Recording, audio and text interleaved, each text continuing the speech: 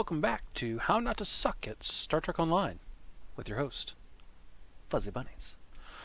Today, what we're going to learn is a little bit about how to build a ship, weapons, consoles, and to do so, I'm going to use as a example my rainbow build. So hopefully, you can annoy people like I do.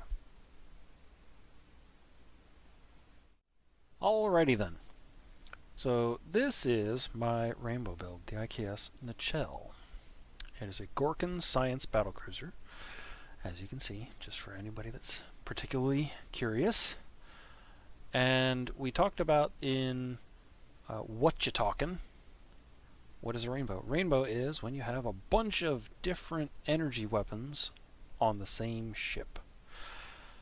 It annoys a certain personality of people. I like it, because it's hassle-free. But this is my rainbow build. So how to build a ship has begun. For a rainbow, I would suggest this alignment arrangement: 4 forward and 4 aft weapon slots. These are all reputations as well. Since they're all reputations, we will also speak a little bit about the reputation system, but not a lot into it. Just the bare basics, so that we kind of understand we're all coming from the same level of understanding of just the basics. So for my rainbow, what I tried to do was the best combination of weapons and consoles and reputation set abilities. So feel free to tweak it, play with it however you want. But I have the Piezo dual cannons. They are Polaron. Then I have the Nukara hyper refracting antiprotons. That is a dual beam. I have the Disruptor wide angle from the Lorca set. I have the advanced Photon torpedo from the Piezo set. That also, you can look down, part of set Nukara Restoration Initiative Armaments 303. So that completes one set. I also have, in the aft weapons, 2 turrets, because you can't have more than one fancy beam, OmniBeam. I don't know why. I don't like it. Nor can you also have 2 of the same one. So I couldn't, for instance, have, that's got a plasma and a Polaron and a phaser, I believe. You can't have 2 of the advanced or more of the same set weapon. It's very odd.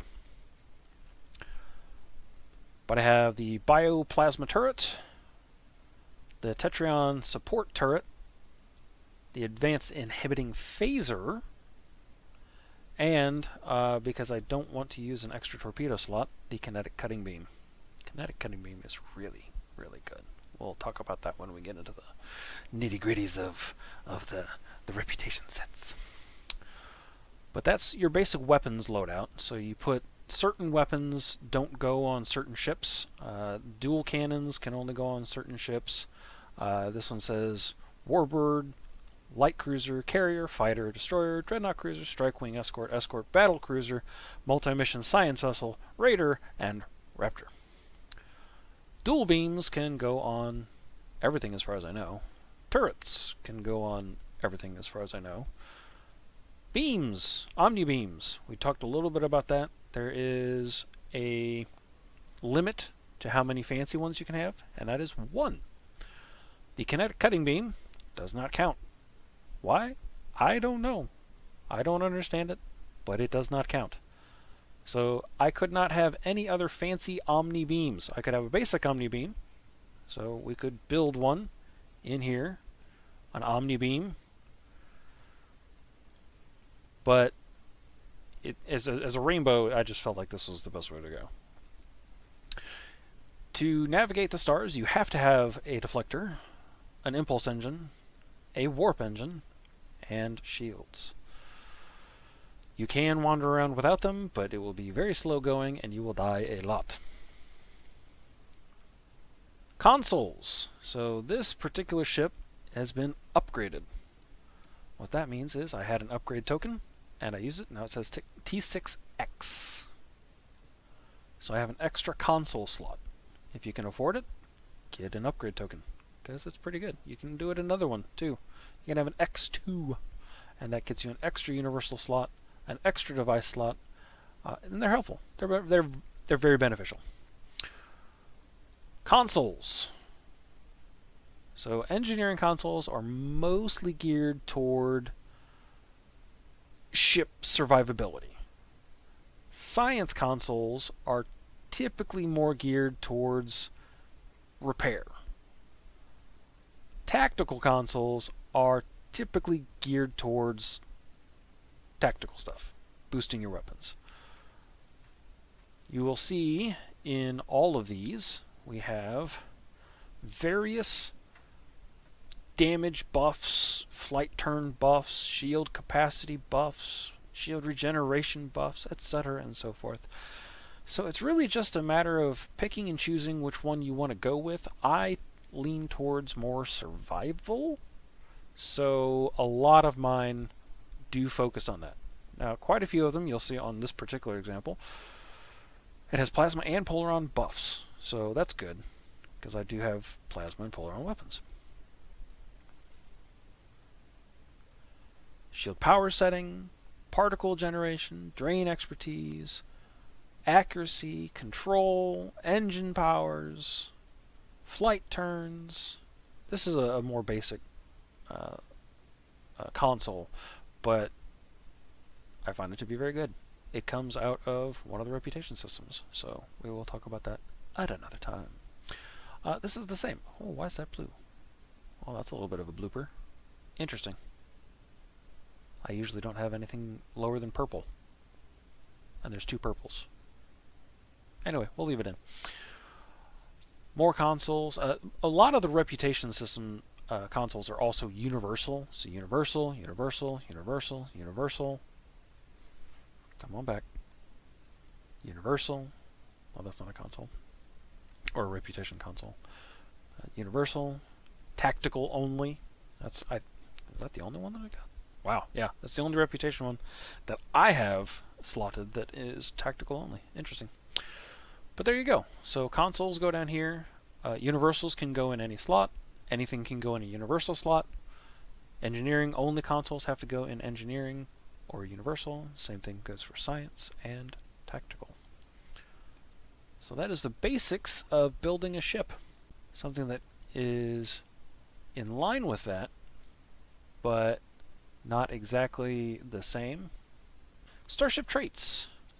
So I have a bunch of the space reputations, the ground reputations, and you can add these into your ship and also your ground activities, but they are immensely beneficial.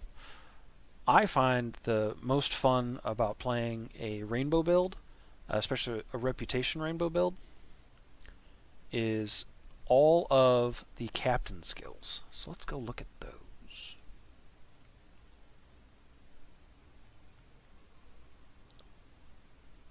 When you are making your build, or rather I should say, once you have completed your build, you will want to go to your available skills for your captain. So these are immensely beneficial, and some of them, like if you make a change to your build, you'll want to go and check your skills to make sure that they are still there, or that perhaps there's a new one that you want to swap out with something, or maybe you just want to add it to it. Maybe it's not incongruous with something else that you've already got. But you want to go in here and make sure you've got all of the ship skills and special abilities slotted that you want. Like I always have several support craft notched up here, and to do so, all you do is right click, drag it down. Done. That's it. And another thing to, once you have rearranged things as you so see fit, what you will want to do is you will want to go to this ship and create a loadout and save it to that loadout. That way, if something goes haywire and you log in and oh, that disappeared. Oh, where did that go? Oh no, what happened? You can just click and poof, they come right back. They come back. Why isn't it coming back?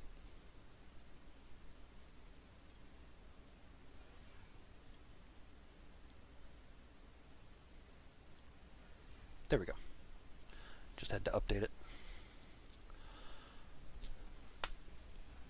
So, there you go. Basic shipbuilding, my rainbow build, if you so choose. And I'll have all of it listed out. Oh, why is everything blinking at me? Because I haven't played this character in a little while. But I'll have all of it listed out in the notes for the episode. And we're going to take a peek at one other one that is a true rainbow build. So we'll be right back. Alright, on my OG character. I might have to have a winter mode for him, because I grow my beard out during the winter. Like a lot of men. But this is supposed to be me. Anywho. Another rainbow build. This one is a beam. It's a beam heavy. It's going to be a little bit different. So I've got just generic beam, generic beam, generic beam, because it's a rainbow. There's no point to overemphasizing one type of energy weapon over any other type of energy weapon. And also, this ship is 5 forward and 3 aft, which I think actually worked out pretty well for a all beam build rainbow, because I've got Disruptor, Phaser, Disruptor, Polaron, Chronoton, well, antiproton Chronoton, Plasma, and you'll notice all of these have self-healing whenever possible. I love self-healing weapons.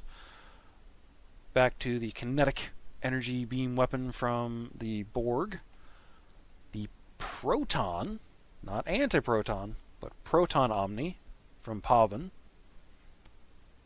and a generic omnidirectional Tetryon. So I said in the previous example, you can't have more than one fancy Omni weapon. So this isn't a reputation Omni, and this is not fancy. But this counts as fancy, and that doesn't. So you can have 2 Omni beams, not counting the kinetic cutting beam. Again, I don't know why it doesn't count, but I'm glad it doesn't, because I love putting it on just about all of my ships. For some reason, you can have an unlimited amount of turrets. I don't understand. But anywho, that's another day, another dollar. But hopefully, this gives you some insight into how to build your starship, the traits, skills. We'll talk about those a little bit later as well. But basic shipbuilding, there you go. So hopefully this helps somebody out, and I'm going to try to hammer this home continuing on through the series. The best way to not suck at Star Trek Online is to have fun playing Star Trek Online. Don't listen to the naysayers, just go out there and have fun. So hopefully we'll see you somewhere out there around the galaxy. Take care.